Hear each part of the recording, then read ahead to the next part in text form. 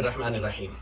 امت مسلمہ اس وقت جس بے حسی کا مظاہرہ کر رہی ہے فلسطین کے مسئلے پر اور دیگر مسائل پر، اس سے میرے ذہن میں ایک غلط بات آئی ہے، اور میں معذرت خواہ ہوں کہ میں یہ غلط بات آپ کے سامنے کر رہا ہوں، لیکن انشاءاللہ اس سے نتیجہ بھی صحیح نکلے گا اور آپ کو سمجھ بھی صحیح آئے گی۔ وہ غلط بات یہ ہے کہ 3 لوگ کھڑے ہوئے تھے اور کھڑے ہو کے بحث کر رہے تھے، ان میں سے ہر ایک بندہ دعویٰ کر رہا تھا کہ میں بڑا بے غیرت ہوں۔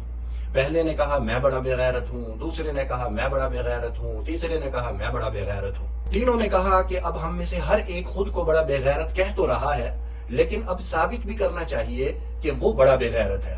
چنانچہ پہلے آدمی نے ثابت کرنے کے لیے قدم اٹھایا، اس نے دائیں بائیں دیکھا، اس کو ایک بوڑھی خاتون نظر آئی۔ یہ آدمی آگے بڑھا، اس نے اس بوڑھی خاتون کو مار مار کر لہو لہان کر دیا، اس کے جسم سے خون نکل آیا، اور اس کے بعد آ کے کہنے لگا کہ ثابت ہو گیا میں سب سے بڑا بے غیرت ہوں کہ میں نے ایک بوڑھی خاتون کو جو میری ماں برابر ہے، میں نے اس کو مار مار لہو لہان کر دیا۔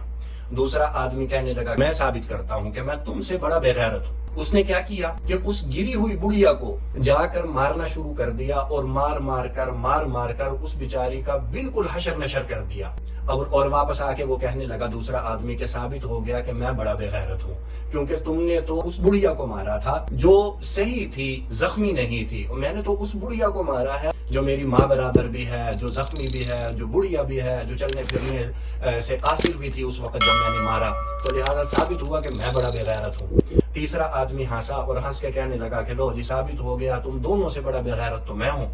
ان دونوں نے کہا بھئی تم کیسے بڑے بے غیرت ہو، تم نے تو کیا ہی کچھ نہیں۔ تو وہ آگے سے کہنے لگا کہ یہی تو بے غیرتی ہے کہ میں نے کچھ نہیں کیا، کیونکہ جس بوڑھی خاتون کو تم نے مارا ہے یہ بوڑھی خاتون میری ماں ہے۔